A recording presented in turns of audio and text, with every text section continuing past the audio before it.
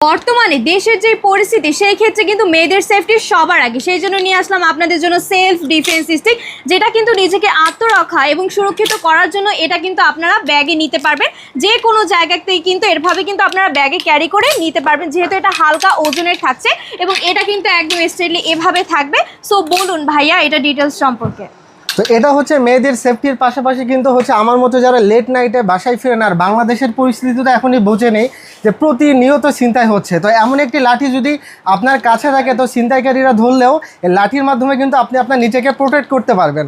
এছাড়াও যারা হচ্ছে ফজরের সময় মসজিদে যান, রাস্তা অনেক হিংস্র পশু আক্রমণ করে, তো এই লাঠির সাহায্যে কিন্তু হিংস্র পশু থেকেও আপনারা নিজেদেরকে প্রোটেক্ট করতে পারবেন। এটা ক্যারি করা খুবই সোজা। এখানে প্যাকেটের সাথে বেল্টে ঝুলিয়ে রাখার জন্য একটি ফিতা দেওয়া আছে, যেটার মাধ্যমে আপনি ইজিলি আপনার কাছে ক্যারি করতে পারবেন।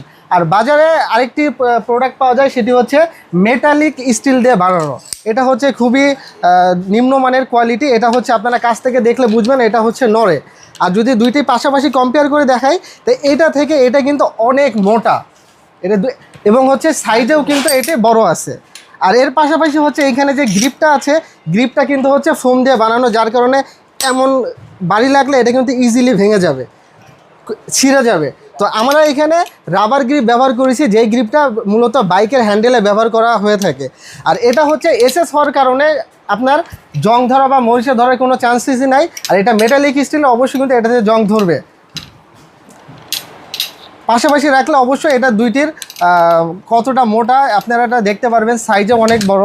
তা হচ্ছে বাকিটা তাহলে দেরি না করে আপনারা এখনই এই সেলফ ডিফেন্স স্টিকটা অর্ডার করে ফেলুন। ধন্যবাদ। অর্ডার করতে স্ক্রিনে থাকা নাম্বার অথবা ইনবক্স করে আপনার অর্ডারটি কনফার্ম করে ফেলুন।